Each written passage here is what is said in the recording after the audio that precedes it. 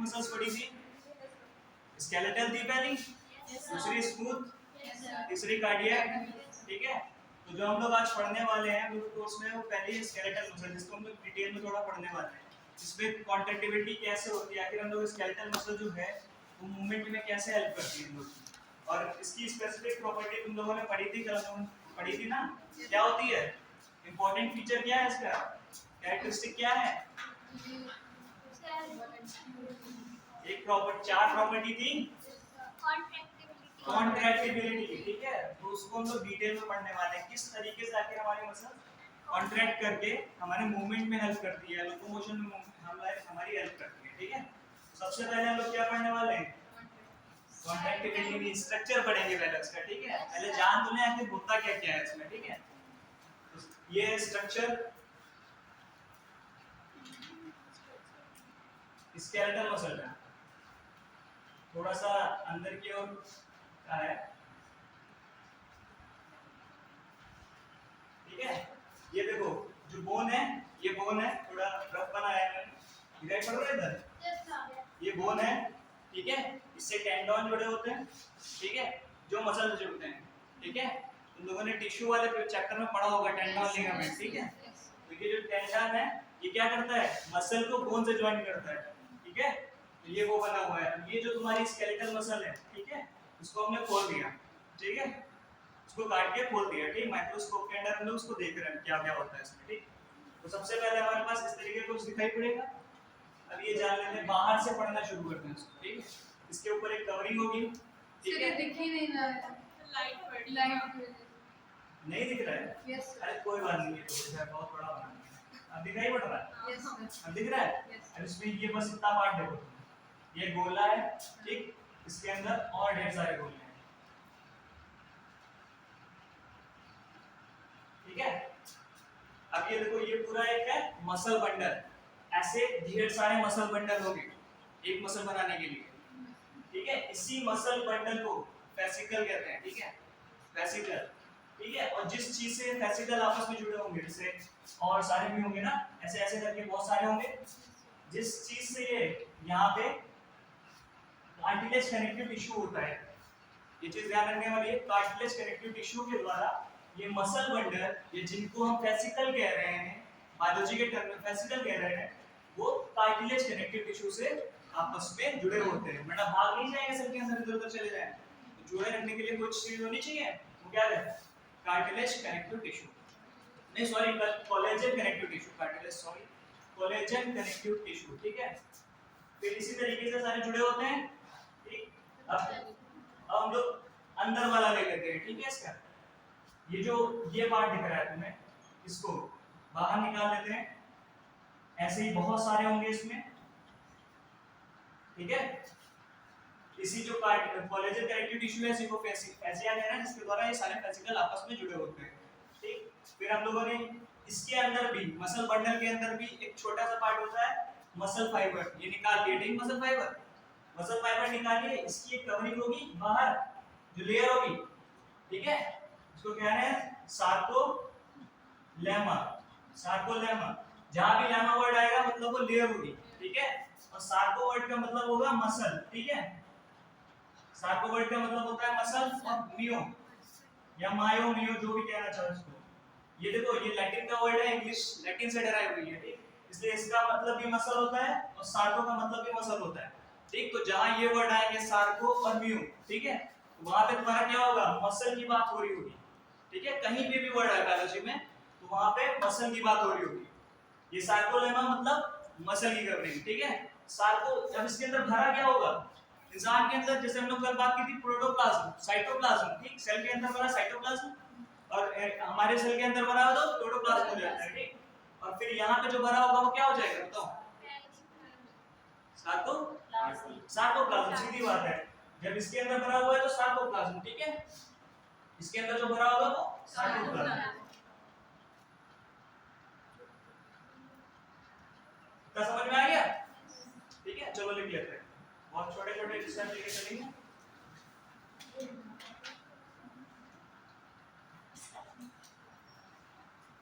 Skeletal muscle is made up of muscle bundle और fascicle, ठीक है।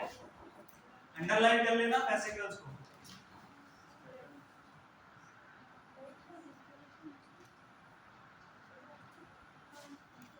Skeletal muscle is made up of muscle bundle और fascicle. और का मतलब या तो मसल बंडल या फेसिकल के वॉल्स।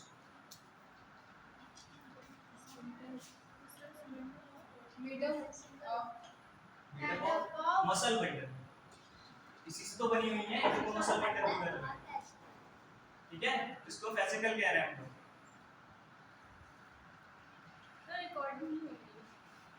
रिकॉर्डिंग हो रही वो आ जाएगा, इसमें कोई दिक्कत नहीं है, ठीक है। हैंड टुगेदर बाय, साथ में आपस में किसके किसके द्वारा जुड़े होते हैं? किसके द्वारा जुड़े होते हैं? कोलेजन, कोलेजन सॉरी कोलेजन था भाई, collagen connective, collagen connective tissue, ठीक है। कोलेजन CO डबल L लिख लिया ना, CO double L, held together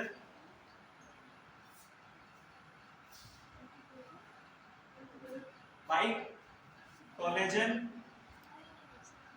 connective tissue called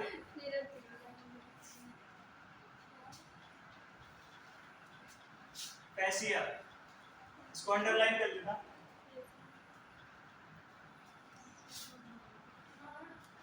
ठीक है। अब मसल के अंदर क्या होता है? मसल फाइबर होता है। मसल के अंदर, मसल बंडल के अंदर मसल फाइबर होता है, ठीक है। तो लिखो muscle fibre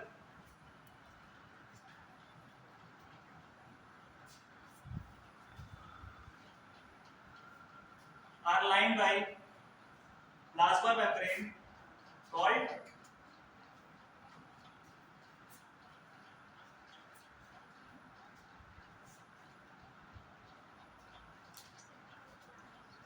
sarcolemma।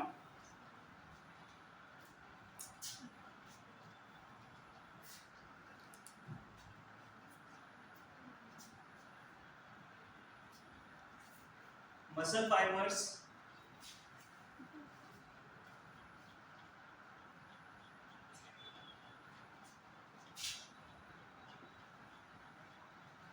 are syncytium। syncytium समझते हो? syncytium SYNCITIUM।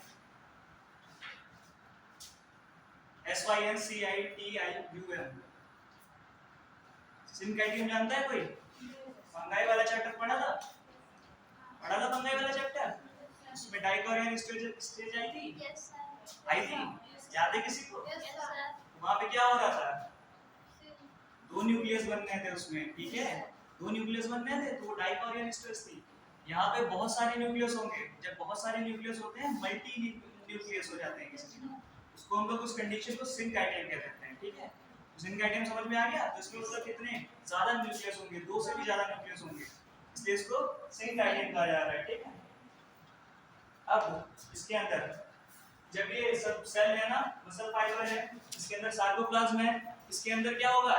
सेल के अंदर एंडोप्लाज्मिक रेटिकुलम पढ़ा है। अब मसल के अंदर है तो उसके अंदर क्या हो जाएगा? Sarcoplasmic reticulum. समझ में आ रहा है? सेल के अंदर एंडोप्लाज्मिक, वही मसल के अंदर आ गया तो उसको सार्कोप्लाज्मिक रेटिकुलम कहा जा रहा है, ठीक है। तो अब अगली लाइन लिखो, sarcoplasmic reticulum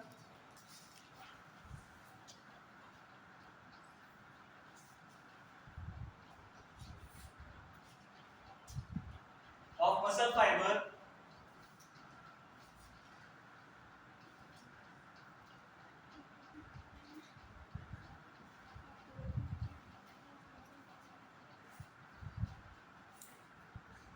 is a storage house of, storage house इकट्ठा करने का जगह है, स्टोरेज हाउस ऑफ कैल्शियम, ठीक है। तो जो इसका एंडोप्लाज्मिक रेटिकुलम है या जिसको सार्कोप्लाज्मिक रेटिकुलम कह रहे हैं, कैल्शियम कैल्शियम कैल्शियम आयन समझते हैं सब लोग, जानते हैं ना कैल्शियम?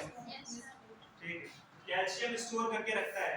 अब इसका जो कैल्शियम है ना, ये कोई इसलिए पढ़ाया जा रहा है, अभी आगे चल के आपको पता चलेगा कितना इंपॉर्टेंट चीजें प्ले करता है, ठीक, हमारी मूवमेंट में, ठीक है। तो कैल्शियम इकट्ठा करता है, उसके बाद अगला कैरेक्टरिस्टिक इंपॉर्टेंट कैरेक्टरिस्टिक है, नोट करके लिखो। इंपॉर्टेंट कैरेक्टरिस्टिक नोट में लिखना, important characteristic of muscle fibre.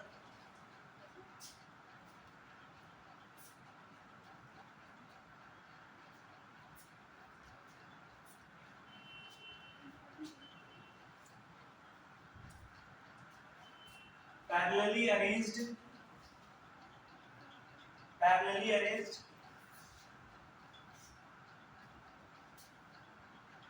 filament called microfilament, sorry myofilament, myo muscles के है ना, तो मियोफिलामेंट। किसी को मियो और सार्को में तो नहीं जानना, मतलब डिफरेंस समझ में आ रहा है ना, जहाँ पे ये वर्ड आएंगे वहाँ पे मसल की बात हो रही होगी, ठीक है। सर हाँ, अरेंज्ड फिलामेंट के बाद पैरेलली अरेंज्ड फिलामेंट कॉल्ड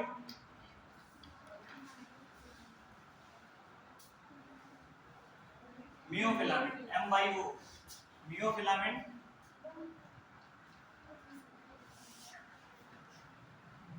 इन्हीं को कह रहे हैं मियोफिब्रिल्स, ठीक है। दो टर्म इनके लिए यूज किए गए हैं, दोनों ही तुम्हें याद रखने हैं, मियोफिलामेंट या मियोफिब्रिल्स, ठीक है। मियो साथ को आएगा तो मसल ही होगा, ठीक है, इतना ध्यान रखना,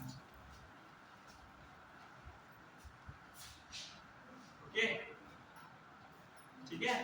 ये मसल फाइबर है, इसके अंदर भी कुछ छोटे छोटे जो फाइबर्स फिलामेंट्स होंगे जो पैरेलली अरेंज होंगे, पैरेलली समझ रहे हो, एक के ऊपर एक नीचे, ठीक इस तरीके से अरेंज होंगे, इनको क्या कहेंगे, मियोफिलामेंट या मियोफिब्रिल्स। अब हम उन्हीं मियोफिब्रिल्स को पढ़ने वाले हैं। वो मियोफिब्रिल्स प्रोटीन के बने होते हैं, उनको क्या कहते हैं, एक्टिन और मायोसिन, ठीक है, दो होते हैं। किससे जुड़े होंगे? क्या मियोफिब्रिल्स किससे जुड़े, मियोफिब्रिल्स जुड़े नहीं होते, वो पैरेलली अरेंज होते हैं बस, ठीक है। मियोफिब्रिल्स के जोड़ने वाली कोई चीज नहीं लिखी हुई इसमें, ठीक है, फिलहाल अभी इतना ही उसमें था। इंपॉर्टेंट है क्योंकि इनको जोड़ा रहना इंपॉर्टेंट है, इसलिए वो लिखा हुआ है इसमें। ये जो है सबका ऐसे ही प्रेजेंट होते हैं इसमें, ठीक है, इतना इंपॉर्टेंट है। उसके बाद ठीक है, यहाँ तक क्लियर है मियोफिब्रिल्स तक। सबसे पहले मसल बंडल है, ठीक है, बाहर से अंदर की ओर पढ़ेंगे हम लोग। ये मसल बंडल है, ठीक है, ये जुड़ा किससे होता है आपस में, एक साथ इकट्ठा कैसे रहते हैं, कोलेजन कनेक्टिव टिश्यू के द्वारा, जिसको हम लोग क्या कह रहे हैं, फैसिया कह रहे हैं, ठीक है, फैसिया कह रहे हैं, क्योंकि फेसिकल को जोड़ रहा है ना, उसी से जो फेसिकल है तुम्हारा, उसी से फैसिया उठा लिया गया है, ठीक, उसको फैसिया नाम दे दिया गया है, ठीक। फिर इसके अंदर चले जाते हैं हम लोग, तो हमारे पास आता है मसल फाइबर्स, ठीक है।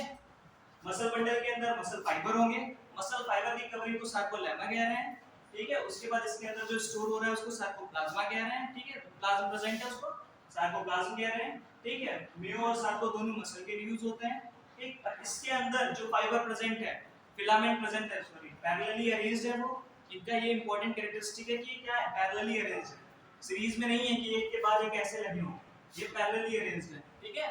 इसलिए इनको क्या कह रहे हैं, मियोफिलामेंट, ठीक है, मसल के फिलामेंट है इसलिए मियोफिलामेंट या मियोफिब्रिल्स कह रहे हैं, ठीक। अब आ जाता है कि दो तरीके के इसमें मियोफिब्रिल जो ये मियोफिलामेंट है ना, ये दो तरीके के होते हैं, एक डार्क होता है और एक लाइट होगा, ठीक है, डार्क होगा और लाइट होगा, ठीक। तो एक तरफ डाल लो, ये देखो इस तरीके से इनको लिखना है, एक तरफ डार्क डालो, एक तरफ लाइट डालो,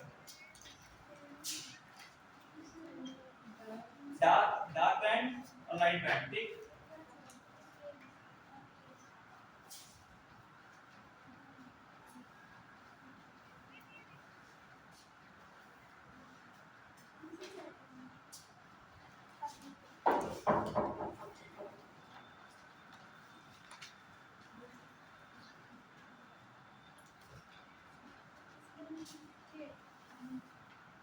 ठीक है, डाल दिया, एक तरफ डार्क डाला, एक तरफ लाइट डाला।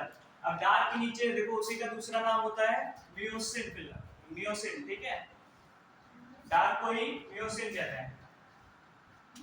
ये प्रोटीन के बने होते हैं दोनों, मियोसिन और एक्टिन, ठीक है। दूसरा आई वाला जो है ये वो लाइट वाला, उसको क्या कह रहे हैं, एक्टिन कह रहे हैं, ठीक है।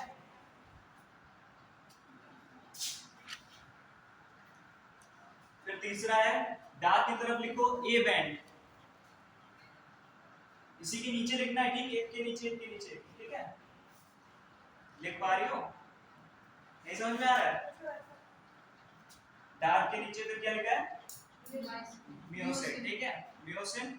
उधर लाइट के नीचे एक्टिन, ठीक है, फिर मियोसिन के नीचे ए बैंड, ठीक है, उसके लाइट के नीचे क्या हो जाएगा? आई बैंड, ठीक है। अब ए बैंड तो फिर ए बैंड क्यों कह रहे हैं? क्योंकि ये एनआइसोट्रोपिक है। एनआइसोट्रोपिक लिखो फिर बताते हैं क्या होता है। एनआइसोट्रोपिक ए एन, आइसो का आईएसओ, टीआरओपीआईसी ट्रोपिक, ठीक है।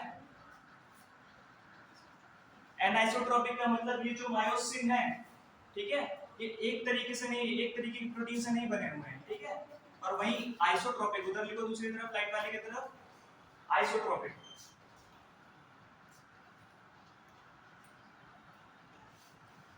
इनका जब आइसोट्रोपिक का मतलब जब इनको देखोगे ना तो ये एक तरीके के प्रोटीन से बने हुए होंगे, इनमें तो बीच में अलग प्रोटीन नहीं लगा होगा, ठीक है। तो ये आइसोट्रोपिक, इसलिए इनको लाइट बैंड को आइसोट्रोपिक, इसको एनाइसोट्रोपिक, या शॉर्ट में कहें तो आई बैंड लाइट है और ए वाला क्या है? डार्क है, जिसको म्यूसिन है, ठीक है।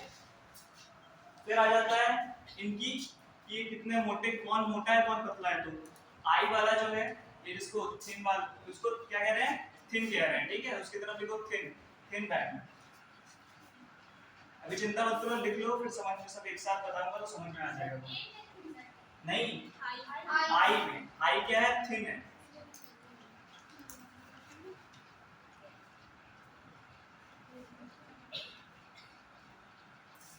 फिर वो क्या हो जाएगा? म्यूसिन थिक बैंड हो जाएगा, ठीक है।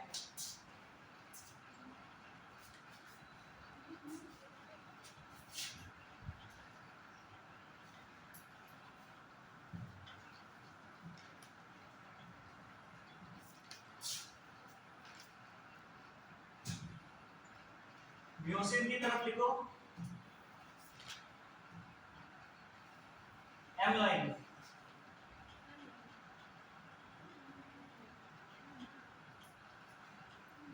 उसी तरफ जेड लाइन, ठीक है।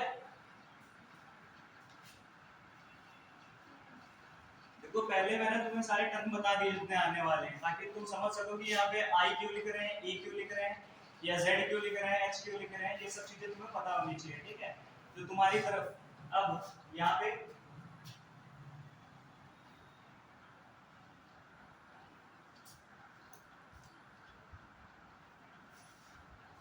2 मिनट तुम पढ़ो उसको, मैं डायग्राम बना देता हूँ, फिर आगे कैरी ऑन करना है।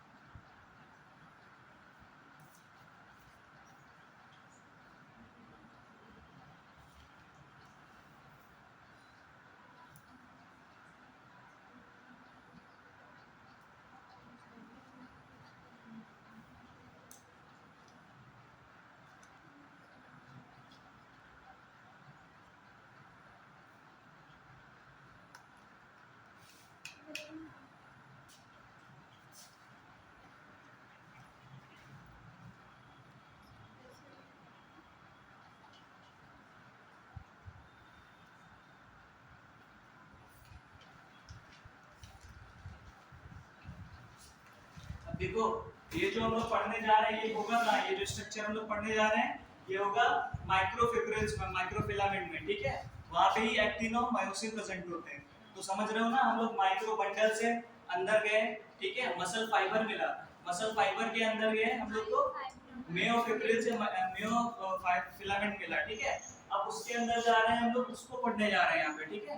तो वहां पे हम लोग पढ़े हैं कि वहां पे बैंड प्रेजेंट होते हैं, ठीक है, वो प्रोटीन के होते हैं, ठीक है। ये भी नेचर बहुत मैटर करता है कि ये प्रोटीन के बने होते हैं, एक्टिन और मियोसिन, ठीक है। अब इनके देखो बहुत सारे नाम है, कोई आई बैंड कह देगा कहीं पे तुम्हें मियोसिन कह देगा, ठीक है। और फिर एनाइसोट्रोपिक कह सकता है, आइसोट्रोपिक कह देगा उसको, ठीक है। तुम्हें सारी चीजें पता होनी चाहिए कि इनके नाम किस तरीके के हैं, ठीक। फिर उसमें आइसोट्रोपिक में कौन सी लाइन प्रेजेंट होती है, कौन उसको बाइसेक्ट कर रही है, और एनाइसोट्रोपिक में कौन बीच से पास होती है, ठीक, ये सब हम लोग पढ़ने वाले हैं। तो एक बार अपने जो नाम लिखे हैं तुमने उससे गो थ्रू कर लो कि आइसोट्रोपिक की तरफ कौन सा है और एनाइसोट्रोपिक की तरफ कौन सा है।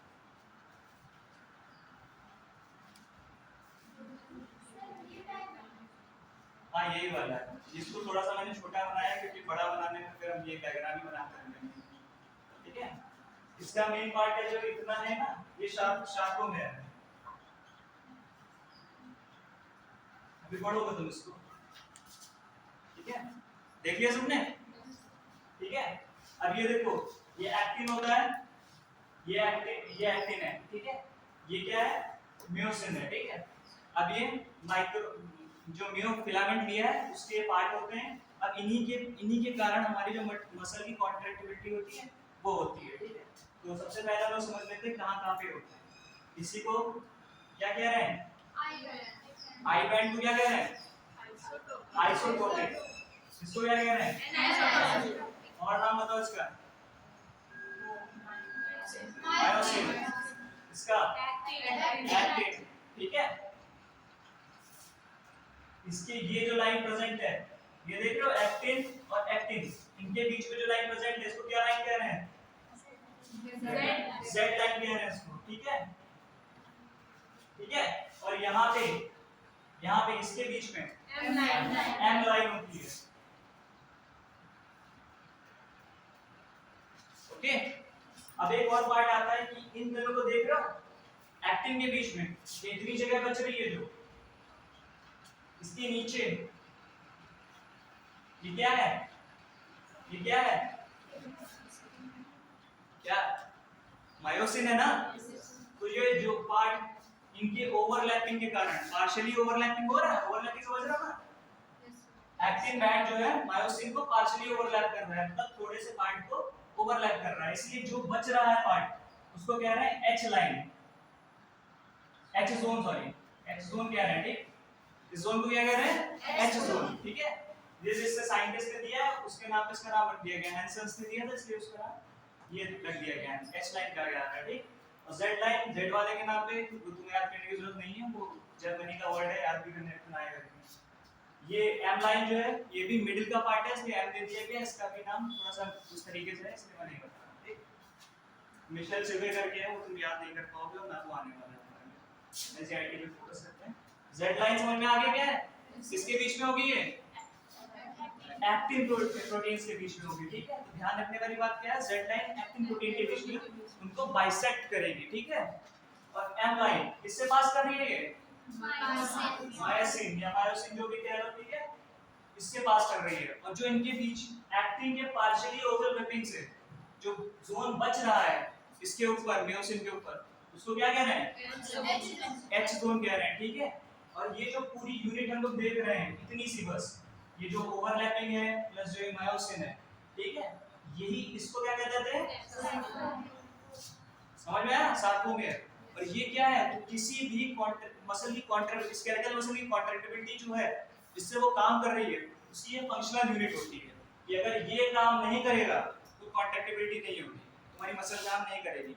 जैसे सेल होता है, सेल से हमारी फंक्शनिंग होती है सारी, उसी तरीके से सार्कोमेर है, यहाँ पे मसल की कॉन्ट्रैक्टिबिलिटी के लिए सार्कोमेर जिम्मेदार होगा, ठीक, यही यूनिट है पहली। और बनाने को तो और भी बना लो, सब साथ में काम करेंगे तभी मसल कॉन्ट्रैक्ट कर पाएगी, ठीक है। क्लियर है ना, नाम याद सारे ही करने हैं तुम्हें, एक भी नहीं छोड़ोगे, ठीक। तो कितना क्लियर हो गया, ठीक है। देखो एक बार गो थ्रू करो, देखो क्या क्या पढ़ा तुम लोगों ने।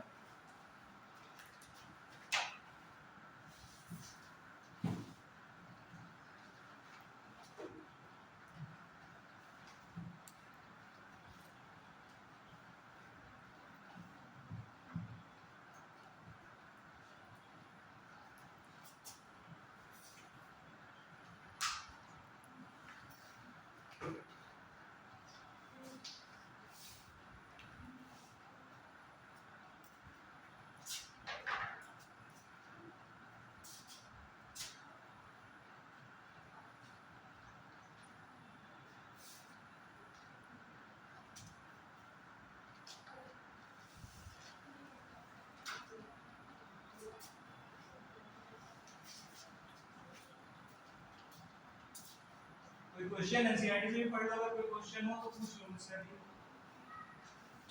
लाइव एनसीईआरटी तुम लोग देख लो एक बार, कोई नहीं है। अच्छा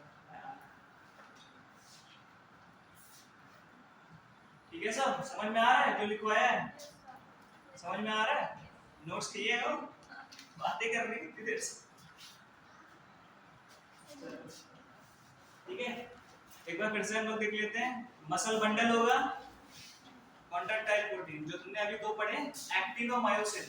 ठीक है, अब ये भाई उनको क्या है, एक नाम होता है कॉन्ट्रैक्ट टाइप प्रोटीन, कॉन्ट्रैक्ट करने में हेल्प कर रहे हैं ना, इसलिए इनको कॉन्ट्रैक्ट टाइप प्रोटीन कह रहे हैं। ठीक, अब इसका हम लोग क्या स्ट्रक्चर पढ़ने वाले हैं, किस तरीके के होते हैं। ठीक है, उसकी फंक्शनिंग जानने से पहले हमें उसका स्ट्रक्चर समझना जरूरी है। पता चले बताए कैल्शियम यहाँ से जाके वहां गया तो कहाँ गया आखिर। ठीक है, ये समझने के लिए तुम्हें स्ट्रक्चर जानना जरूरी है। ठीक, किसी को दिक्कत तो नहीं है? सबसे खड़ी हो जो, फिर दिक्कत नहीं खड़ी तो बताओ तो सबसे बाहर क्या था मसल्स में, मतलब शुरू करो ऊपर से बताओ किसके बारे में। मसल्स में बताओ बाहर क्या था, फिर उसके अंदर क्या था, उसके अंदर क्या था। जो भी डायग्राम बनाया, हाँ डायग्राम बनाया था उसी की वजह से। सबसे पहले एस हो एच। अच्छा नहीं वो वाला नहीं, मैं ये वाला पूछ रहा हूँ जो गोले वाला बनाया था। मसल, मसल का स्ट्रक्चर होता है। अच्छा सो कोलेजन कनेक्टिव टिश्यू से। चलो ठीक, सुन लो एक बार फिर से, एक बार सब लोग ध्यान से देख लो। पहला क्या था, मसल बंडल था। ठीक है, इसको इस तरीके से नोट कर लो, जिसको तुम लोग वेसिकल्स कह रहे थे। ठीक है, अब इसी को जो चीज जोड़ रही थी, इन्हीं को जो चीज जोड़ रही थी, ये था, इसको तुम क्या कह रहे थे, फैसिया कह रहे थे। ठीक है, अब इसके अंदर चलेंगे, कहां चलेंगे, अंदर। ठीक है, क्या आएगा, मसल फाइबर, एमएफ। ठीक है, मसल फाइबर आ गया। ठीक है, अब इसके अंदर चलेंगे, क्या आएगा, मियोफिब्रिल या मियोफिलामेंट। ठीक है, मसल के अंदर है ना, तो मियोफिलामेंट। ठीक है, या मियोफिब्रिल्स। ठीक है, ये चीज मैं पूछ रहा था, इसको इस तरीके से ध्यान रखना है, लिख लो चाहे तो। ठीक, कि बाहर कौन है और अंदर कौन है।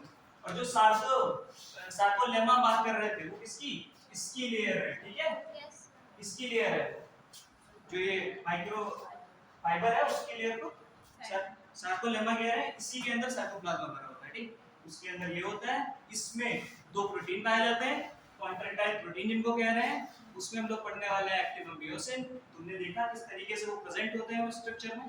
ठीक है, मियोसिन एक्टिन ऊपर, मियोसिन नीचे।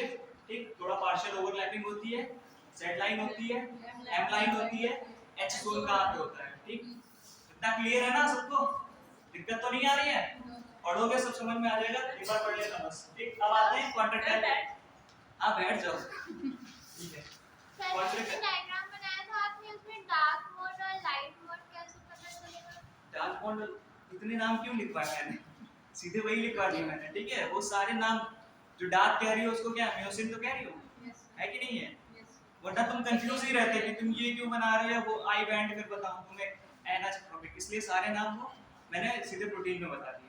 ठीक है, क्लियर हो? अब तो किसी को दिक्कत नहीं है? जो ये इतने तुमने लिखे हैं ना, ये सारे नाम ही हैं, उनको किस किस तरीके से बुलाया जा सकता है, इसलिए मैंने सारे पहले लिखवा दिए। और किसी को भी तुम कुछ भी कह सकती हो, उसको आई भी कह सकती हो, आई बैंड कह लो। ठीक है, लाइट बैंड कह लो। ठीक है, एक्टिन कह लो, जो भी कहना है कह लो। ठीक है, अब आ जाते हैं स्ट्रक्चर पे। कॉन्ट्रैक्टाइल प्रोटीन दो है, एक्टिन, ठीक है, फिर है मायोसिन। चलो एक्टिन पहले लिख लो। थिन फिलामेंट है, सबको पता है। हेडिंग डालो actin, structure of actin.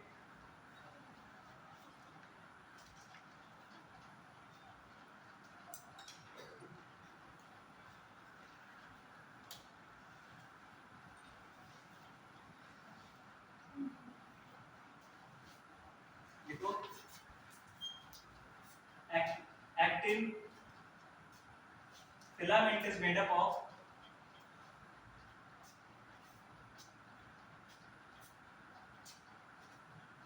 F actins, ठीक है।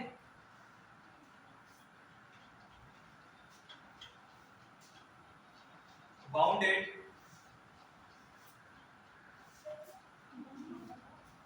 या bounded helically to each other. Helical shape किसका होता है? और किसी का पता है हेलिकल शेप? बहुत इंपॉर्टेंट चीज है, डीएनए। डीएनए, ठीक है। इसका हेलिकल स्ट्रक्चर बहुत इंपॉर्टेंट होता है। हेलिकली ईच अदर, एक दूसरे से वो किस तरीके से?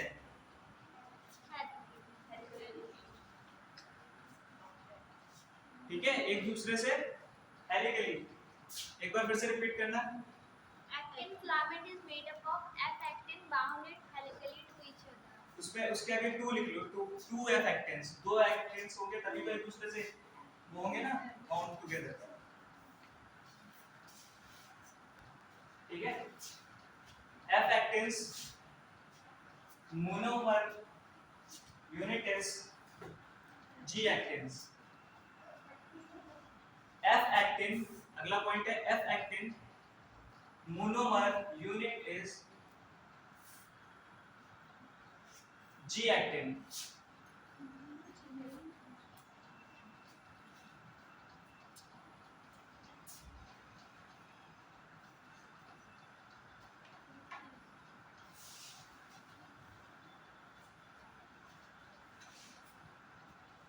लिखो, थर्ड पॉइंट है टू फिलामेंट, पॉइंट में लिखना। चलो जिसने नहीं लिखा वो पॉइंट में लिख ले, पॉइंट में लिखोगे तो याद रहेगा ज्यादा। To filament of another protein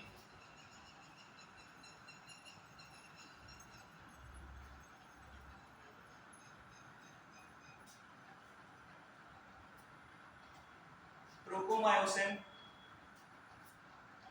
tropomyosin, myosin जो भी लिखो, ट्रोपोमायोसिन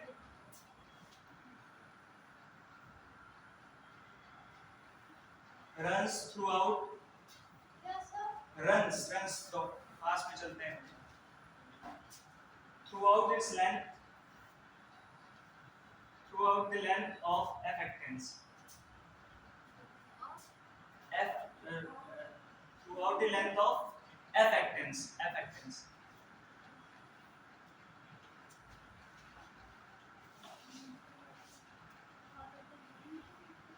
फिर अगला पॉइंट लिखो, troponin is distributed on tropomyosin, troponin is distributed on tropomyosin, troponin, हाँ nin, NIN, nin, troponin।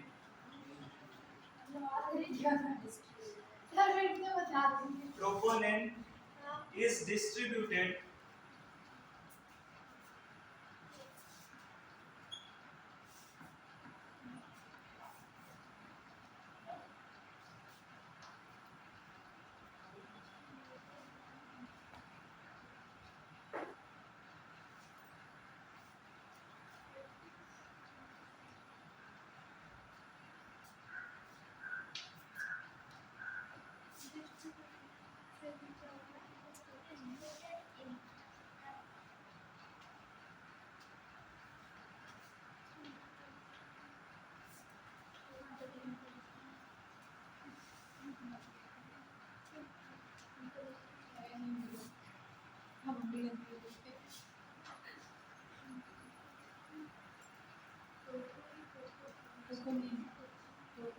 देखो, इनको सर्कल मैंने इसलिए कर दिया क्योंकि ये अलग प्रोटीन है, ठीक है, तो इनको ऐसा करना नहीं है।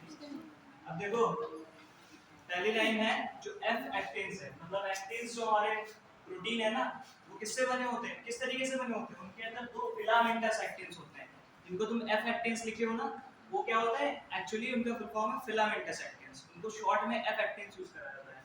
ये देखो, ये है फिलामेंटस एक्टिन, देख रहे हो हेलिकली बाउंड है, थोड़ा मेरे से बना नहीं है सही से, ठीक, ये एफ एक्टिन्स है,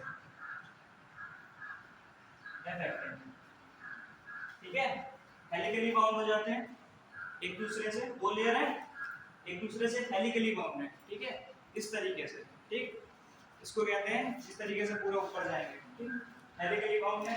फिर आ जाता है ट्रोपोमायोसिन, ट्रोपोमायोसिन, ठीक है, ये दूसरा एक्टिन है, ये दूसरा पार्ट प्रोटीन है, ये रस्सी की तरह जो दिख रहा है, हल्का सा रस्सी की तरह दिख रहा है, इसके भी दो होते हैं, ठीक है, इस तरीके से ये इसके साथ ही जहां जहां ये जाएगा वहां वहां उतनी दूर तक ये जाएगा, इसको ट्रोपोमायोसिन कहते हैं, ठीक। अब इसी ट्रोपोमायोसिन के ऊपर ट्रोपोनिन प्रेजेंट होता है, ठीक है। तीन चीजें हो गई, तीन प्रोटीन हो गए। एक्टिन के तुम पढ़ रहे हो, ठीक है, स्ट्रक्चर, उसमें तीन चीजें हो गई। एक तो एफ एक्टिन हो गया, ठीक है, दूसरा ट्रोपोमायोसिन हो गया, तीसरा ट्रोपोनिन हो गया, ठीक। 1 2 3 करके इनको तीनों को लिख लो। ट्रोपोनिन से ऊपर होगा ट्रोपोमायोसिन। हाँ तो ट्रोपोमायोसिन के ऊपर ही बनाया है मैंने, ये देखो ट्रोपो ये गया है, पूछ रहा है। हाँ ऊपर हो गया, ठीक है। डिस्ट्रीब्यूट होता है, मतलब जितनी लेंथ तक ये जाएगा ना, इस तरीके से ये देखो, इसके ऊपर जहां तक ये जाएगा उसके ऊपर इस तरीके से डिस्ट्रीब्यूट होते हैं, ठीक है। समझ में आया? अभी जहां जहां देखो ट्रोपोनिन जहां जहां प्रेजेंट है, जहां जहां ट्रोपोनिन प्रेजेंट है वहां पे क्या है, एक्टिव साइट है, ठीक। एक्टिव साइट समझते हो, active binding site. Active binding site वो जगह होती है जहां कोई चीज आके बाइंड कर सकती है, ठीक है, जहां से फिर प्रॉपर फंक्शन होता है। लॉक एंड की हाइपोथेसिस होती है बायोलॉजी में, उसमें क्या होता है, जहां जगह मिलती है, बाइंडिंग साइट होती है, वहीं पे रिएक्शन आगे कंटिन्यू होती है, ठीक। तो ये जो ट्रोपोनिन है, ये जहां प्रेजेंट है वहां पे एक्टिव बाइंडिंग साइट होगी, ठीक है। वहीं आके तुम्हारा मियोसिन जुड़ना चाहेगा ताकि वो आगे रिएक्शन कर सके, ठीक। अब लेकिन यहाँ पे तो मियोसिन जुड़ा हुआ है एक्टिन में, तो अब काम कैसे होगा, ये आगे पढ़ेंगे कॉन्ट्रैक्ट टाइम में, ठीक है। अभी तुम्हें स्ट्रक्चर पूरा समझ में आ गया, ठीक। ये एफ एक्टिन से बने किससे होते हैं, जी एक्टिन से। जी एक्टिन समझ रहे हो, ये जो गोला दिखा रहे हैं ये जी एक्टिन है, globular actin. Different different globule से मिलके बना हुआ है, फिर मिलके क्या बनना है, फिलामेंट, इसलिए इसको फिलामेंट एक्टिन्स कह दे रहे हैं, ठीक। ट्रोपोनिन रस्सी जैसा है, ठीक है। इसी के साथ में जितना दूर एफ एक्टिन जाएगा उतनी दूर ट्रोपोमायोसिन जाएगा। तीसरा है ट्रोपोनिन, जो ट्रोपोमायोसिन के ऊपर ही प्रेजेंट होता है, ठीक है। कहां प्रेजेंट होगा, जहां एक्टिव बाइंडिंग साइट होगी, ठीक है। तो ये हो गया तुम्हारा एक्टिन का पूरा, ठीक है। अब आ जाता है मियोसिन। ये कुछ इस तरीके से होता है, हल्का सा गंदा हो रहा है, दिखेगा दिखेगा, अरे चलो ठीक है, जितना दिख रहा है देखो, समझ में आ जाएगा, कोई दिक्कत नहीं, इसको दिक्कत नहीं।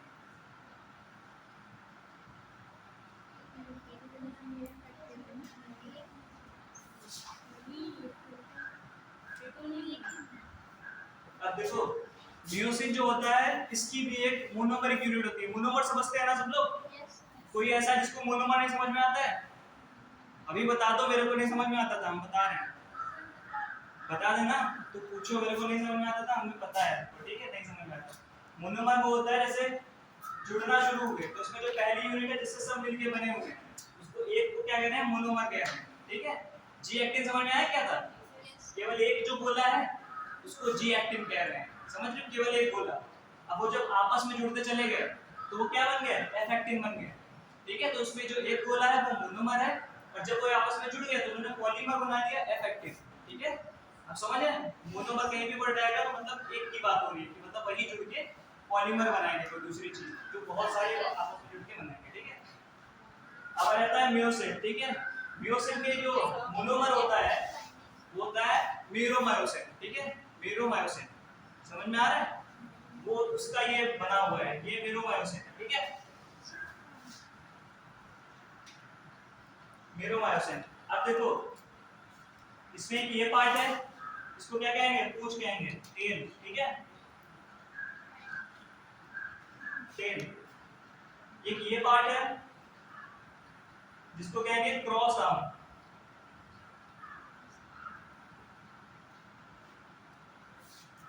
ठीक है। अब इसमें ये देखो दो गोले दिख रहे हैं तुम्हें, दो स्पॉट्स दिख रहे हैं कि नहीं दिख रहे हैं, एक हो जाएगा एक्टिन बाइंडिंग साइट, ठीक है, यहाँ पे एक्टिन बाइंड होगा, यहाँ पे एटीपी, ठीक है। एटीपी समझते हैं सब, किसको एटीपी नहीं पता है, किसको नहीं पता है, आपको पता है पक्का, ठीक है, नहीं पता एटीपी। एटीपी वो होता है ना जहाँ, जैसा तुम्हारे पास पैसा होता है तुम खर्च करके कोई चीज लेते हो, काम करने के लिए पैसा देते हो, उसी तरीके से शरीर में जो एटीपी होता है, एनर्जी, एनर्जी के लिए ये करेंसी होती है, मतलब इसी से एनर्जी बनती है तुम्हारी, ठीक है, समझ में आया। तो एटीपी यहाँ पे बाइंड होगी, ठीक है, यहाँ पे एक्टिन बाइंड होगा, दो साइड है म्योसिन में, ठीक। स्ट्रक्चर क्लियर है सबको? स्ट्रक्चर क्लियर है? नहीं समझ में आ रहा तुम्हें? ये देखो, ये पूरा एक्टिन का स्ट्रक्चर था, दो कॉन्ट्रैक्टाइल प्रोटीन है तुम्हारे में, ये पूरा एक्टिन का स्ट्रक्चर है, ये पूरा म्योसिन का जो एक वो है मोनोमर है उसका स्ट्रक्चर है, ये मीरोमायोसिन का, ठीक है। अब इन्हीं का काम आगे आने वाला है। एक मोनोमर का सर नेम है। हाँ, ये एक मोनोमर का है, समझ में आया? इधर समझ में आया? एक्टिन वगैरह सब जो एक्टिन के बने हुए हैं, ओके। अब स्ट्रक्चर क्लियर है? चलो लिख लो, पहले म्योसिन का लिख लो, म्योसिन थिक फिलामेंट,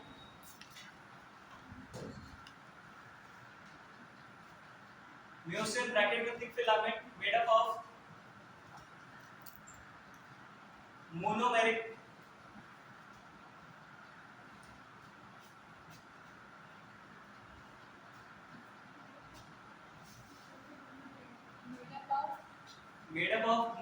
unit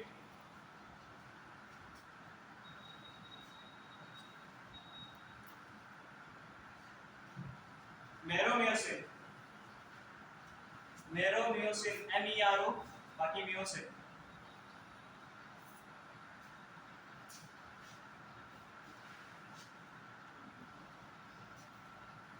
अगला पॉइंट है मेरोमियोसिन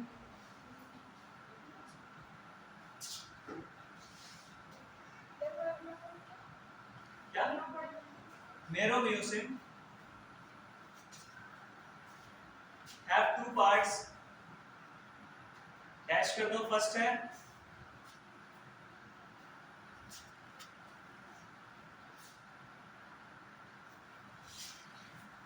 ग्लोबुलर हेड,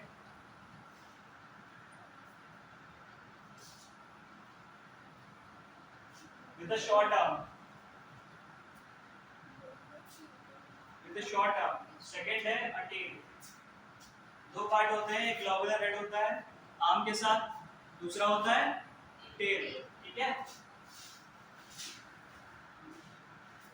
देखो ग्लोबुलर जो हेड है ना, वो इसको, ये इससे भारी होता है ना, तो इसको हैवी मेरोमायोसिन कह देते हैं, HMM, ठीक है।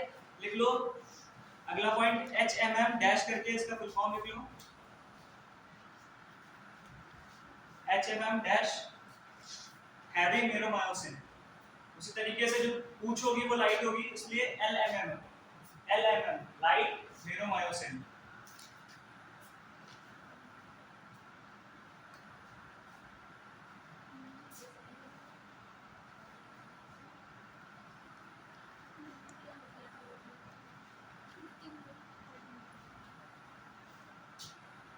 हो गया? ठीक है। फिर देखो ग्लोबुलर हेड,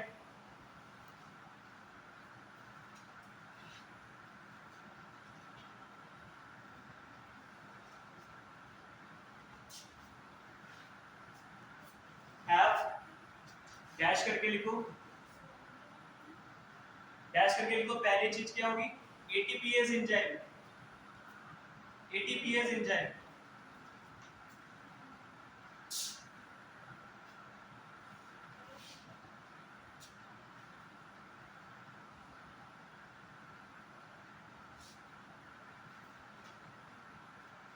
दूसरी है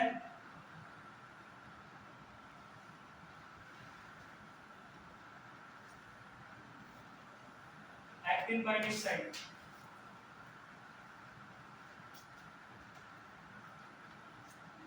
तीसरा है binding site for ATP.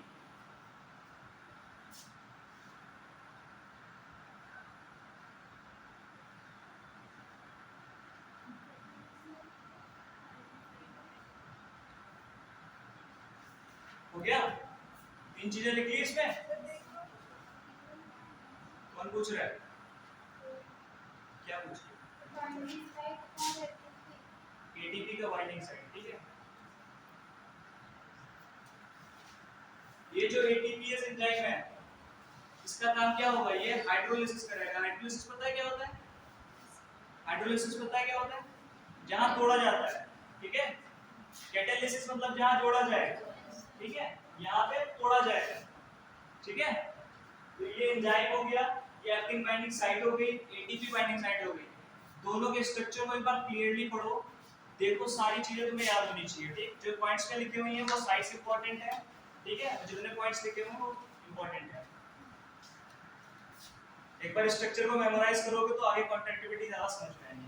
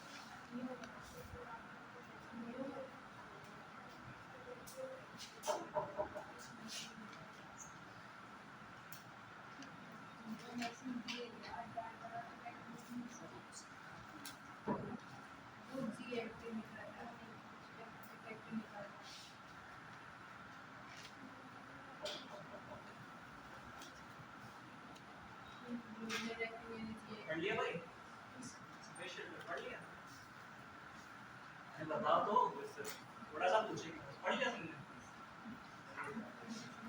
Actin में तीनों प्रोटीन बता दो कौन कौन से, खड़े होकर बताओ।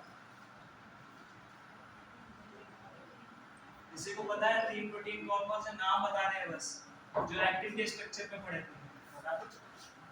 सर एक्टिव, प्रोटोमायोसिन और प्रोटोएन।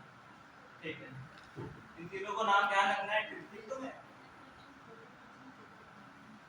प्रोपोनिन कहाँ प्रेजेंट होता है? प्रोपोमायोसिन के ऊपर, जितना भी डिस्ट्रीब्यूटेड हो सकता है, ठीक है। मायोसिन किससे मिलकर बना होता है? मीरोमायोसिन, ठीक है, इसके नाम में ही मायोसिन है, तो अगर आएगा तो इस डायरेक्ट में पता होना चाहिए, मीरोमायोसिन, ठीक है, बस इतना सा है, इससे मिलके मायोसिन बना होता है।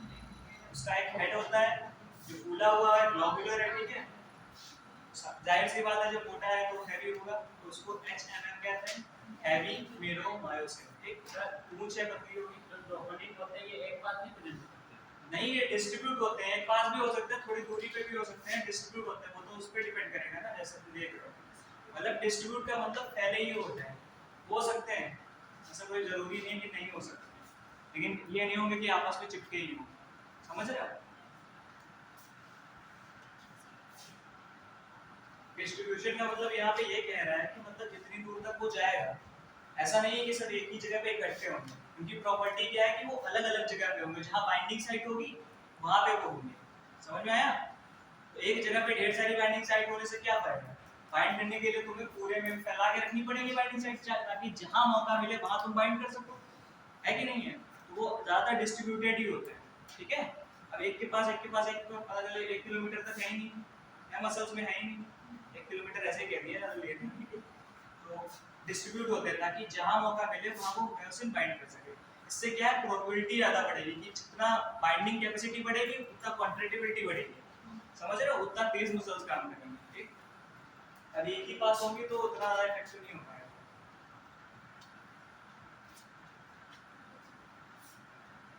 ओके, अब अगला टॉपिक हम लोग का मैकेनिज्म ऑफ मसल कॉन्ट्रैक्शन। आखिर मसल कॉन्ट्रैक्ट होती कैसे है, इसको शुरुआत कहां से होती है? शुरुआत कहां से?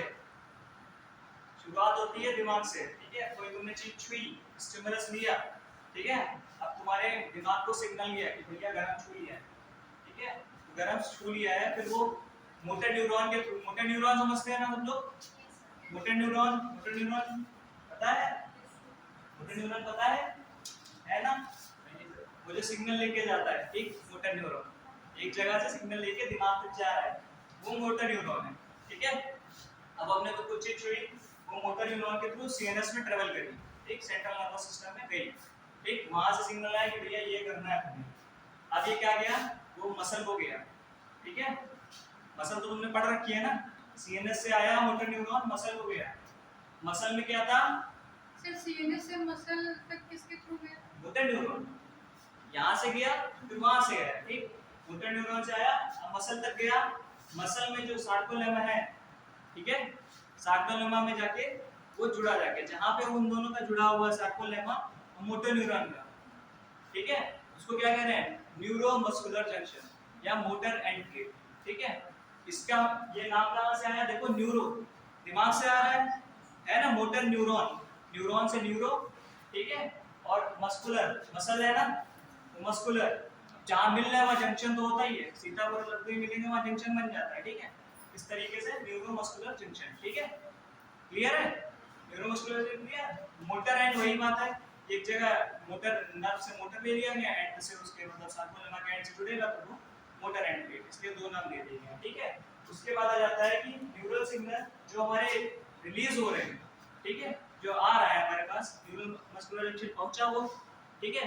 अब वहां क्या काम करेगा, तो वहां को रिलीज करेगा एक न्यूरोट्रांसमीटर, न्यूरोट्रांसमीटर मतलब जो वहां से मैसेज को फैलाएगा, न्यूरोट्रांसमीटर मतलब जो न्यूरॉन वहां से मैसेज को, जो चीज वहां से मैसेज को फैलाएगी उसको न्यूरोट्रांसमीटर कहते हैं।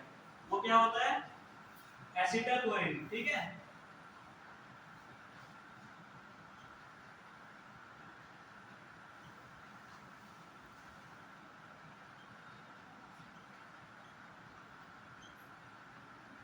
ये देखो, ये बहुत यहाँ पे ध्यान रखने वाला है, पूछा जाता है एसिटाइलकोलिन, न्यूरोट्रांसमीटर एसिटाइलकोलिन, ठीक है, हमेशा याद रखना न्यूरोट्रांसमीटर का नाम एसिटाइलकोलिन है उसमें, ठीक है। अब ये क्या काम करेगा, ये हमारे सार्कोप्लाज्म में सार्कोलेमा के पास वो रिलीज होगा, तो ये क्या काम करेगा कि जो कैल्शियम आयन तुमने पढ़े थे, कैल्शियम आयन पढ़े थे, कहाँ थे कैल्शियम आयन, कहाँ थे, सार्कोप्लाज्म में थे, कहाँ पे थे, कोई रेटिकुलम था, सार्कोप्लाज्मिक रेटिकुलम था, वहां पे कैल्शियम स्टोर होकर रखे थे, क्यों स्टोर होकर रखे थे, इनके लिए, ये भैया जी आएंगे हमको रिलीज करके जाएंगे, ठीक है, इनको मसीहा बनाना है इनको, ठीक। तो एसिटाइलकोलिन गया वहां से कैल्शियम को रिलीज करवा दिया, ठीक। अब कैल्शियम वहां से छूट गया है, कैल्शियम का काम क्या होगा, कैल्शियम निकले भैया, कोई काम नहीं था तो उन्होंने कहा ट्रोपोनिन चपाक में टहलने चले, ट्रोपोनिन था टिन के पास, ट्रोपोनिन को बुला लिया उन्होंने, ठीक। कैल्शियम जो था वो ट्रोपोनिन के साथ बाइंड हो गया, अब ट्रोपोनिन और कैल्शियम चले, मतलब वहां से भगा ले गया उनको ट्रोपोमायोसिन से, ठीक है। कैल्शियम और ट्रोपोनिन जुड़ गए, वहां से निकल गया, बाइंडिंग साइट खाली है, बिल्कुल खाली है बाइंडिंग साइट, वहां पे सबको समझ में आ रहा है ना, बाइंडिंग साइट खाली है। अब काम आएगा मायोसिन का, मायोसिन का काम आएगा ना, चलो ठीक करते हैं, कितना लिखो,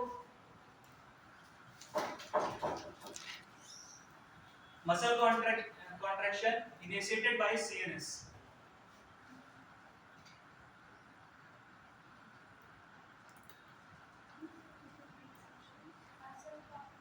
पॉइंट्स पे लिखना, ठीक है, डॉट बना के लिखना ताकि तुम्हें क्लियर रहे, जहां फुल स्टॉप होगा वहां से दूसरा पॉइंट होगा, ठीक। पैराग्राफ में मत लिखो, पढ़ने का मन नहीं करेगा तुम्हारा, ठीक।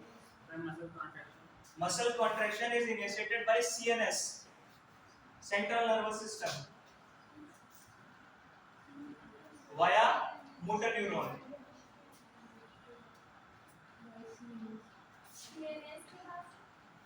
Via motor neuron, via VIA, via motor neuron.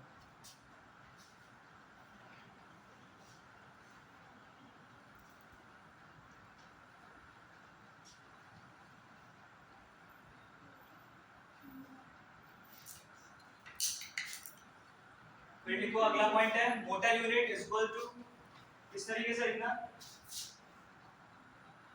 मैं शॉर्ट में लिखा दे रहा हूं, motor unit is equal to motor neuron plus muscle fibre, इस तरीके से लिखना है इसको, इस तरीके से बॉक्स में बंद कर लेना,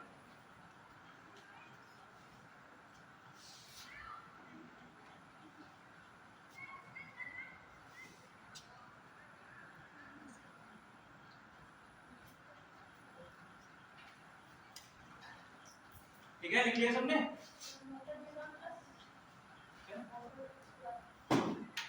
ये muscle fibre,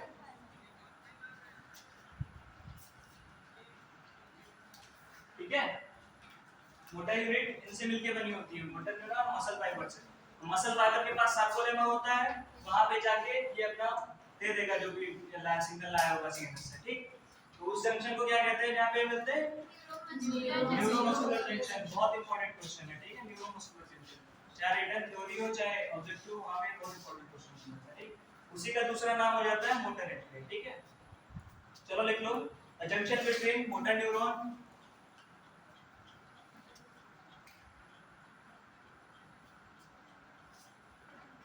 and sarcolemma of muscle fiber and sarcolemma of muscle fiber is called neuromuscular junction.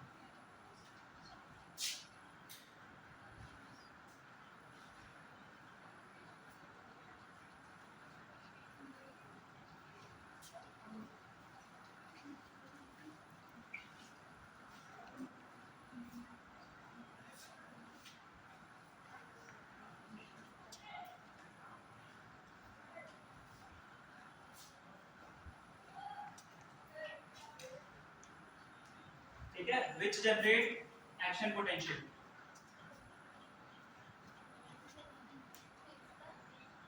क्या? Which generate action potential, ये वहां पे काम करवाएगा।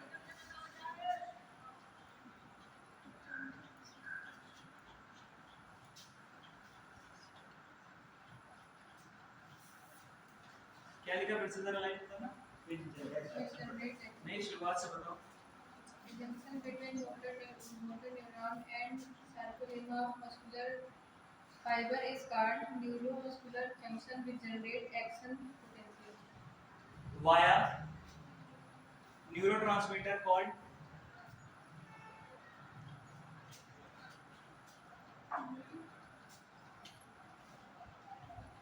acetylcholine.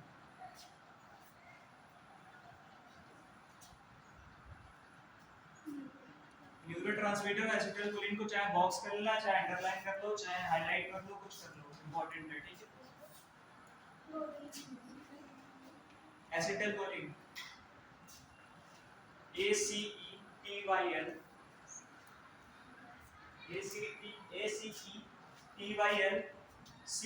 CHOLINE, ठीक है।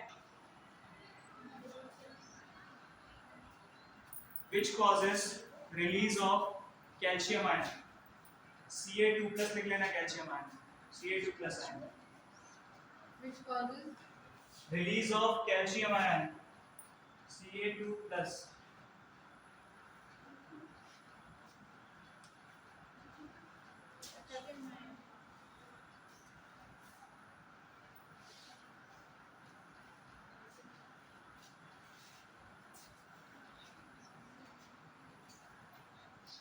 हो गया, लिख लिया सबने?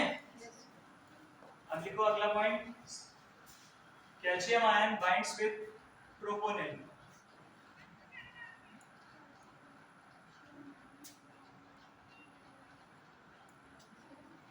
bind with प्रोपोनेंट,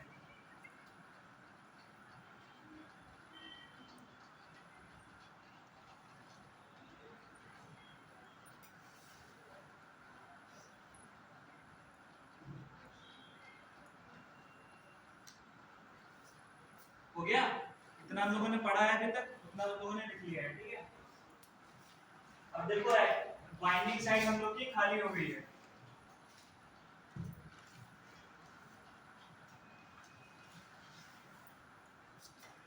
एक्टिन पे जो बाइंडिंग साइड थी, प्रोपोनिन ने इसको कवर करके रखा हुआ था, वो कैल्शियम उड़ा ले गया, वो खाली हो गई है।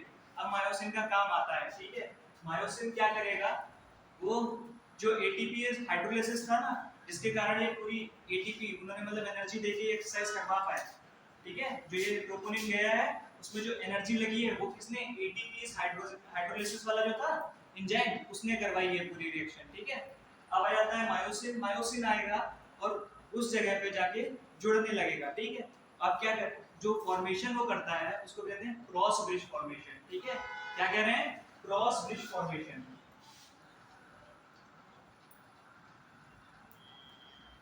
क्रॉस ब्रिज फॉर्मेशन, ठीक है। अब जब फॉर्मेशन ये वाली कर लेगा, मतलब एक तरीके से देखो,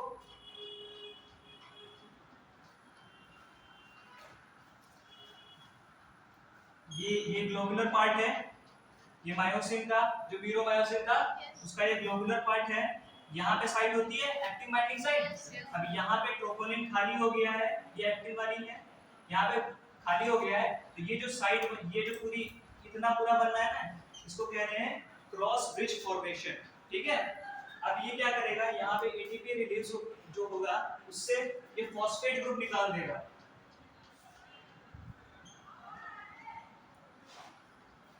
एटीपी किसमें टूट जाएगा? हाइड्रोलिसिस काम करने क्या होता है? तोड़ना। एटीपी को तोड़ देगा एडीपी प्लस पीआई। पीआई क्या है यहाँ पे? इनऑर्गेनिक फॉस्फेट है, ठीक है। तो ये काम ये कर देगा यहाँ पे। उसके बाद क्रॉस ब्रिज बनने के बाद ये हाइड्रोलिसिस काम करेगा इस पे, ये रिएक्शन करवाएगा, ठीक है, और एनर्जी लगा के उसको बना देगा क्रॉस ब्रिज। और फिर आगे क्या होगा, वापस से जो एटीपी चला गया है, ठीक है, यहाँ पे पूरा हो गया ये, वापस से जो एटीपी चला गया है वो आके वापस से वहां जुड़ जाएगा, फिर से ये साइकिल रिपीट हो जाएगी, ठीक है। एक बार फिर से मैं बता दे रहा हूँ, इससे थोड़ा कंफ्यूजिंग हो गया। सबसे पहले क्या होगा, सिग्नल आएगा, ठीक है, सीएनएस से सिग्नल आएगा, मोटर न्यूरॉन लेके जाएगा, मसल तक लेके जाएगा, ठीक। ये दोनों जो यूनिट बनाएंगे उसको मोटर यूनिट कह रहे हैं, ठीक है। अब यहाँ से न्यूरोट्रांसमीटर रिलीज होगा, जिसको हम लोग क्या कह रहे हैं, क्या कह रहे हैं, एसिटाइलकोलिन, ठीक है। एसिटाइलकोलिन क्या करेगा, जो कैल्शियम है जो पहले से ही प्रेजेंट है उसको वहां से रिलीज करवाएगा एक्टिन में से, ठीक है, मसल में से रिलीज करवाएगा। फिर वो जो कैल्शियम रिलीज हुआ है वो क्या करेगा, क्या करेगा, कैल्शियम रिलीज प्रोपोनिन से जुड़ जाएगा, प्रोपोनिन से जुड़ गया। अब ये क्या करेगा, बाइंडिंग साइट को खाली करवा दिया इसने, ठीक है। ये हुआ कैसे, तो एटीपी हाइड्रोलिसिस जो एंजाइम थी वो उसने काम किया है, ठीक, उसके कारण ये खाली हो पाया है, ठीक है। उसके रिलीज क्या हो गया, एडीपी और फॉस्फेट रिलीज हो गया, ठीक है। ये फिर बीच में ये फॉर्मेशन हुई, ठीक है, क्रॉस ब्रिज फॉर्मेशन जो कह रहे हैं, इस तरीके से जुड़ गया, फॉर्मेशन हो गई, फिर ये रिलीज हो गया, फिर से क्या होगा, वही चीज रिपीट हो जाएगी, ओके। ये बार बार रिपीट होगा, तब जाके तुम्हारी मसल बार बार कॉन्ट्रैक्शन कर पाएगी, ठीक है। तो ये पूरी जो प्रोसेस है, ये मैकेनिज्म है मसल कॉन्ट्रैक्शन का, ठीक है, ओके। एक बार चलो चार्ट बना लेते हैं। तो होता क्या है, सीएनएस ने क्या भेजा, सिग्नल भेजा, क्या कह रहे हैं, मोटर न्यूरॉन भेजा, ठीक है, मोटर न्यूरॉन भेजा, कहां भेजा, मसल फाइबर के पास, मसल फाइबर के पास। इन दोनों ने क्या बना लिया, मोटर यूनिट बना लिया, ठीक है। इसमें प्रेजेंट क्या है, मसल फाइबर में क्या प्रेजेंट होता है, सार्कोलेमा प्रेजेंट होता है। उसमें फिर न्यूरोट्रांसमीटर रिलीज करवाया, न्यूरोट्रांसमीटर, ठीक है, एसिटाइलकोलिन लिख लेना, इस तरीके से बना लेना चार्ट, तुम लोग भी आसान रहेगा। फिर इसने क्या रिलीज करवाया, एसिटाइलकोलिन ने क्या काम किया, कैल्शियम को रिलीज करवाया, ठीक है। ये किससे जुड़ गया, प्रोपोनिन से जुड़ गया। प्रोपोनिन किसको ढके हुए था, एक्टिव बाइंडिंग साइट को, ठीक है, एक्टिव बाइंडिंग साइट जो मियोसिन के लिए थी। तो यहाँ पे तुम्हें क्या मिल गई, एक्टिव बाइंडिंग साइट मिल गई तुम्हें, ठीक, मियोसिन के लिए। अब मियोसिन को जैसे ही मौका मिला वो वहां जाके जुड़ा, उसने फॉर्मेशन क्या की, क्रॉस ब्रिज फॉर्मेशन करी, ठीक है। रिएक्शन कौन सी हुई, ये वाली, एटीपी ने खुद को तोड़ लिया, एडीपी और पीआई में एनर्जी प्रोवाइड करी इस पूरी रिएक्शन के लिए, ठीक है, क्लियर है, ओके। फिर जब ये रिएक्शन हो जाएगी तो वो अलग हो जाएगा, जब साइट खाली होगी तो वहां पे फिर से नया आके एटीपी जुड़ जाएगा, ठीक है, क्लियर।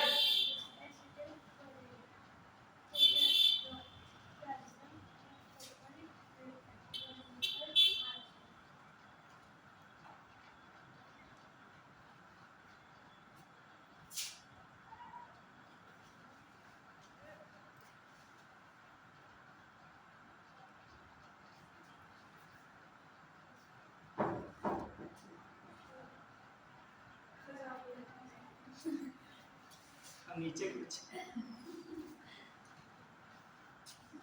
क्रॉस ब्रिज फॉर्मेशन जो हुआ है, क्रॉस ब्रिज जो बनी है वो कहाँ पे बनी, समझ में आ रहा है? Yes sir. बताओ जरा, तुम बताओ कहाँ पे बनी है? सर एक्टिव बाइंडिंग साइट से जहाँ पे मायोसिन अटैच हुआ वहां पे क्रॉस ब्रिज बन गया, ठीक है। फिर जो हुआ एटीपी टूट के ये बनाया उसने, ठीक। अगली ये चीज है, फिर क्या होगा जब ये रिएक्शन हो जाएगी उसके बाद ये क्रॉस ब्रिज फॉर्मेशन अपने आप खत्म हो जाएगी, ठीक है। अब क्रॉस ब्रिज जो था, जो जुड़े हुए थे, जो फॉर्मेशन कह रहे थे, अब वो अलग हो गई। तो यहाँ पे देखो मायोसिन के ऊपर ग्लोबुलर पार्ट जो होता है उस पे साइड खाली हो गई एटीपी बाइंडिंग की। मायोसिन का स्ट्रक्चर लिखा है उसमें, देखो लिखा हुआ है एटीपी बाइंडिंग साइट भी होती है, तो वहां पे फिर से एटीपी आके बाइंड हो जाएगी। समझ में आ गया? चलो अब इसको और थोड़ा शॉर्ट में कर लेते हैं, जल्दी जल्दी, ठीक। ऊपर का ना बता के, ठीक है।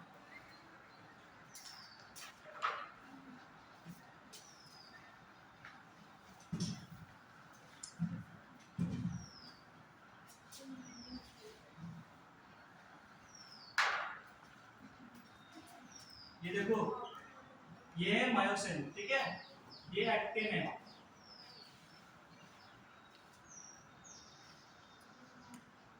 यहाँ पे साइट होती है, ठीक है। यहाँ पे एटीपी होती है, एटीपी बाइंडिंग साइट, और ये होता है एक्टिन, एक्टिन बाइंडिंग साइट, ठीक है। फिर अगला स्टेप आ जाएगा क्रॉस ब्रिज वाला। ऊपर से सब भेज दिया गया, न्यूरोट्रांसमीटर भेज दिया गया, एसिटाइलकोलिन ने CO2 कैल्शियम रिलीज करवा दिए, ट्रोपोनिन से वो चला गया, ठीक। अब क्या है, जो एक्टिन है वो जाके जुड़ गया मायोसिन से एक्टिन बाइंडिंग साइट पे, ठीक है। इसको कह रहे हैं क्रॉस ब्रिज फॉर्मेशन, ठीक है। समझ में आ गया? अगला क्या है, रिलीज हो जाएगा, ठीक है, एडीपी और फॉस्फेट में रिलीज हो जाएगा।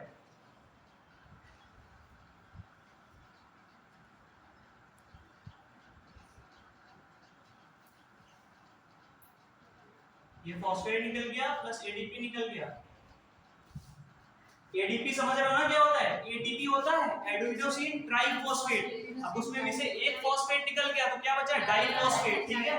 तो यहाँ पे एडीपी प्लस फॉस्फेट लिखा हुआ है, ये जो बचा हुआ है ये निकल गया है, ठीक है। यही यहाँ पे हो रहा है, ठीक है। इससे फिर क्या होगा, जब ये हो जाएगा, ठीक है, एटीपी यूटिलाइज हो गई, अब सब काम हो गया, तो फिर क्या, ब्रिज टूट जाएगा भाई, अपना खत्म करो काम, हमारा एटीपी लाओ तो वापस, ठीक। तो फिर वापस एक्टिन अलग हो गया, यहाँ पे फिर से आके एटीपी जुड़,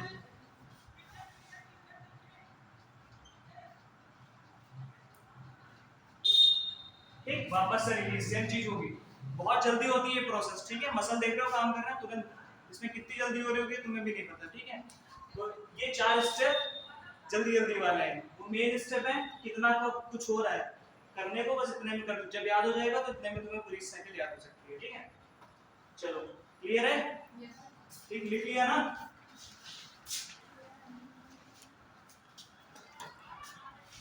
कितना लिखा है, कहां तक लिखा है?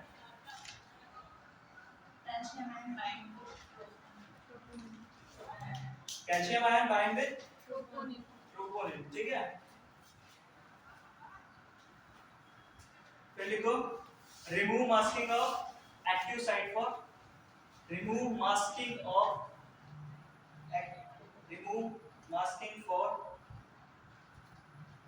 remove masking for myosin,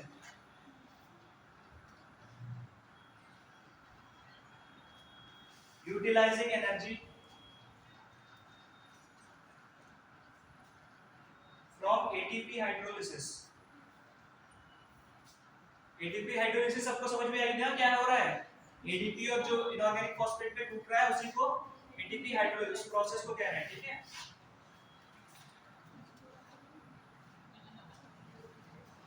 हो गया? कर लिखो। अगला पॉइंट है myosin head now binds with, myosin head now bind with active site on actin. Myosin head now binds with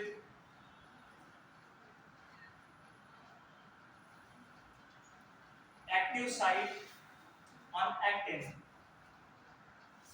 to form a cross bridge.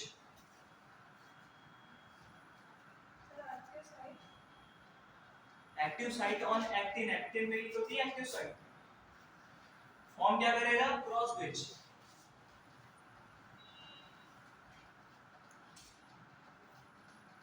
Sir ATP hydrolysis कराने के लिए कौन सा एंजाइम बोला था? एटीपी, एटीपीएस एंजाइम ही तो ATP hydrolysis करा रहा है। वो सर इसमें वो हाँ बताओ, लिखवाया था देखो तुमने, तीन चीजें लिखवाई थी, देखो तीन चीजें लिखवाई थी कि नहीं लिखवाई थी? एटीपीएस एंजाइम थी कि नहीं थी वहां पे? तो वो एंजाइम यही काम कर रही है, इसीलिए स्ट्रक्चर पढ़ना जरूरी था ना। तुम्हें सारी चीजें पता थी तभी तुम ये याद कर पाए, वरना एटीपीएस एंजाइम ऊपर से जाता बिल्कुल। ठीक, तो स्ट्रक्चर याद करना उतना ही जरूरी है जितना मैकेनिज्म पढ़ने के लिए, मतलब शुरू करने के लिए बहुत जरूरी है। ठीक, हो गया? क्रॉस ब्रिज तक हो गया? Yes sir. ठीक है।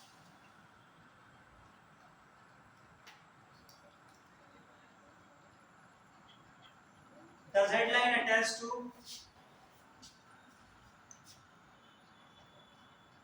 actin, Z line attached to actins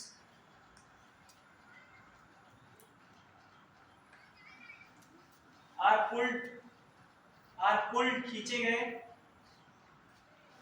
inward, inward मतलब अंदर की तरफ,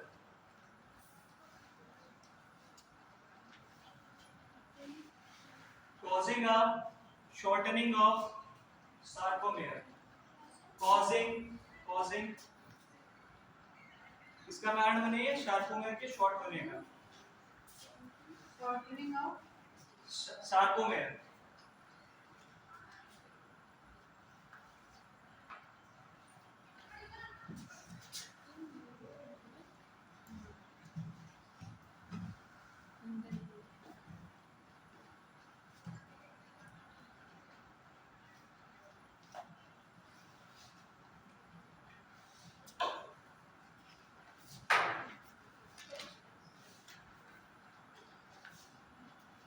ठीक है, लिख लिया सब shortening of sarcomere?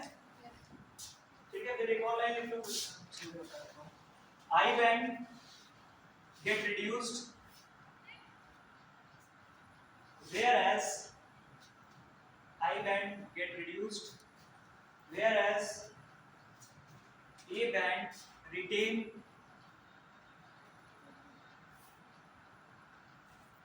the length, A band retain the length।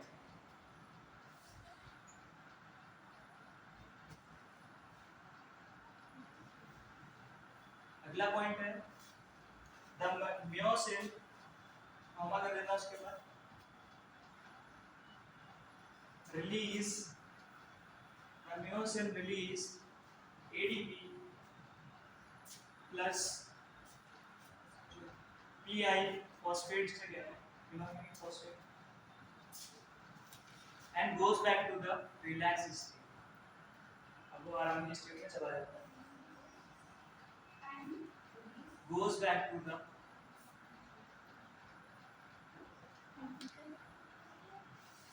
relaxed state।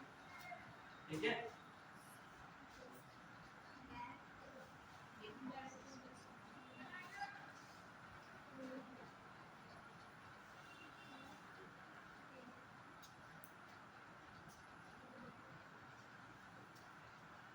ATP, अगला पॉइंट है ATP again bind with म्योसिन,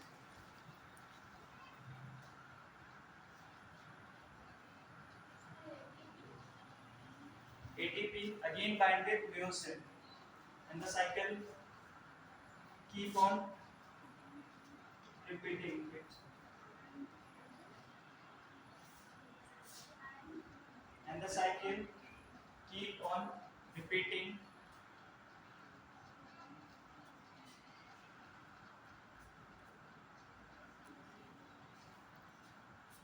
causing further sliding।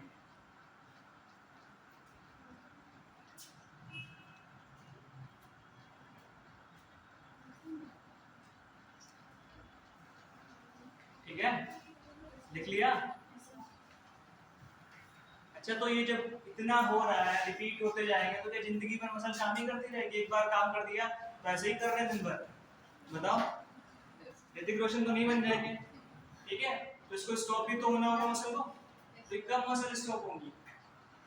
कब? वो किसके कारण नहीं है, क्या किससे बाइंड कर रहा है इसके कारण हो रही है? कोई तो बता दो इतनी देर में। मायोसिन एक्टिन से बाइंड हो रहा है। कैल्शियम ट्रोपोनिन से बाइंड हो रहा है ना, इसमें बात करना है, ठीक? कैल्शियम ट्रोपोनिन से बाइंड हो रहा है, कैल्शियम रुक जाए तो सब रुक जाएगा, ठीक है? तो जब कैल्शियम को वापस जहां से वो आ रहा है वो वापस वहीं चला जाएगा, ठीक है? तो रुक जाएगा, ठीक? तब तक ये कंटिन्यू चलती रहेगी। जैसे ही न्यूरोट्रांसमीटर बंद होगा, कैल्शियम का रिलीज बंद होगा, ठीक है? ट्रोपोनिन से बाइंड नहीं होगा, एक्टिव बाइंडिंग साइट नहीं होगी, विनियम कुछ नहीं होगा उसकी, ठीक? तो रिलैक्स हो जाएगी। समझ में आ रहा है? तो अगर कैल्शियम नहीं निकलेगा या सीधे कहते हैं उससे भी ऊपर चले जाए तो एसिटाइलकोलिन नहीं अगर रिलीज होगा तो नहीं काम करेगी, ठीक है? मतलब तो नहीं होने वाला है, कॉन्ट्रैक्शन नहीं होने वाला, ठीक है? तो कैल्शियम, चलो ये मैं नहीं लिखवा रहा हूँ कैल्शियम, ठीक है? तो इसको ध्यान में रखना है। जब कैल्शियम रिलीज नहीं होगा और सारी चीजें वापस अपनी जगह पे चली जाएंगी तो वो क्या कॉन्ट्रैक्शन के बाद कौन सी स्टेज कहलाएगी? Relax stage. ये भी मैंने लिखवा रहा हूँ, तुम्हें याद रखना है, ठीक है? ज्यादा हो जाएगा। अब आ जाता है कि दो तरीके के मसल्स हो जाते हैं, बेसिस में क्या होता है कि उनके अंदर क्या प्रेजेंट है, कौन सा पिगमेंट प्रेजेंट है। जैसे हमारे ब्लड में होता है ना हीमोग्लोबिन, वैसे ही मसल्स में किसी में होता है हीमोग्लोबिन, किसी में नहीं होता। हाँ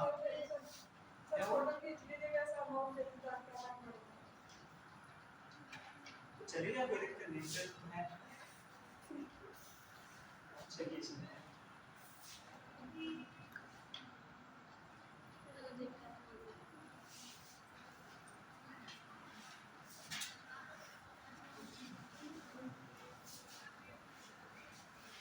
ये पाउडर लाओ तो लगा लो, इधर से खींचे क्या? तो कुछ नहीं है तो इधर से ही आएगी, लोग नहीं आएंगे। अभी हम भी आ रहे हैं। नहीं आ रही, अब आ रहे हैं। ठीक है?